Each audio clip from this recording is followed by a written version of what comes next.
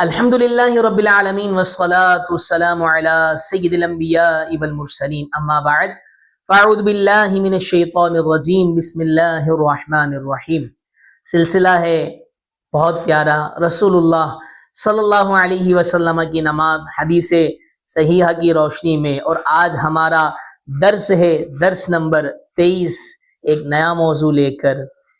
پچھلے موضوع میں امام کس طرف رخ کر بیٹھے، اب امام نے رخ تو کر لیا ہے مقتدیوں کی طرف، تو آیا اب کیا عمل کرنا چاہیے؟ رسول اللہ صلی اللہ علیہ وسلم کا اس کے بعد کیا عمل ہوا کرتا تھا؟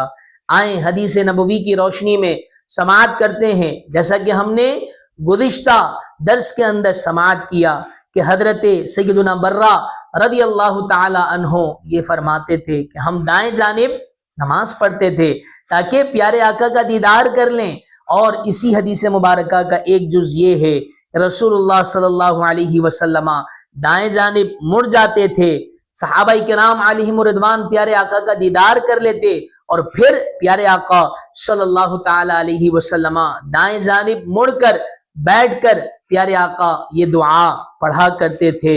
وہ دعا کیا ہے؟ آئیں پہلے سماعت کرتے ہیں برکت کی نیت سے، وہی الفاظ جو رسول اللہ صلی اللہ علیہ وسلم کی زبان مبارکہ پر ہوا کرتا تھا، پھر اس کا ہم ترجمہ بھی سماعت کرتے ہیں۔ وہ دعا کیا تھی؟ اللہ کے پیارے حبیب صلی اللہ علیہ وسلم دعا کے لیے ہاتھ بلند کرتے اور فرماتے رب قنی عذابک یوم تبعث او تجمع عبادک، یعنی اے میرے رب مجھے کیا ہے محفوظ فرما اس دن کے عذاب سے کہ جس دن اٹھائے جائیں گے، یا اس دن کے عذاب سے جس دن لوگوں کو جمع کیا جائے گا، یعنی محشر کے میدان سے۔ اب میرے محترم ناظرین، یہ حدیث مبارکہ ہمیں کیا بتا رہی ہے کہ نماز کے بعد دعا پڑھنا یہ سنت مبارکہ ہے۔ دعا کے لیے ہاتھ بلند کرنا یہ سنت مبارکہ ہے۔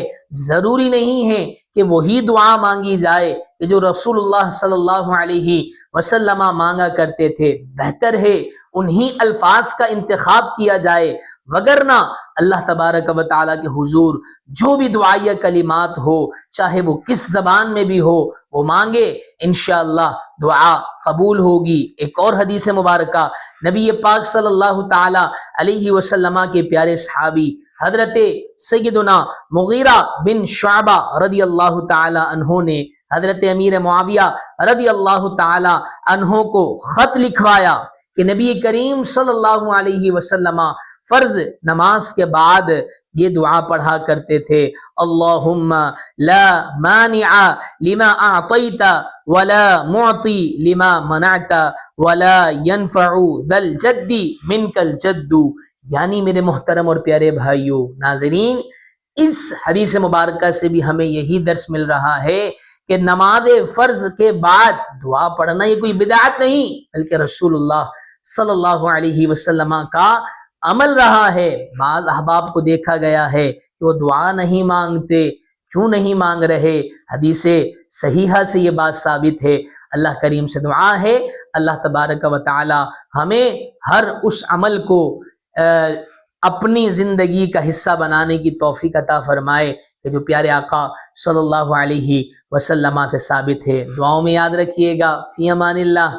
السلام علیکم ورحمۃ اللہ وبرکاتہ۔ پھر ملیں گے اس سلسلے میں رسول اللہ صلی اللہ علیہ وسلم کی نماز حدیث صحیحہ کی روشنی۔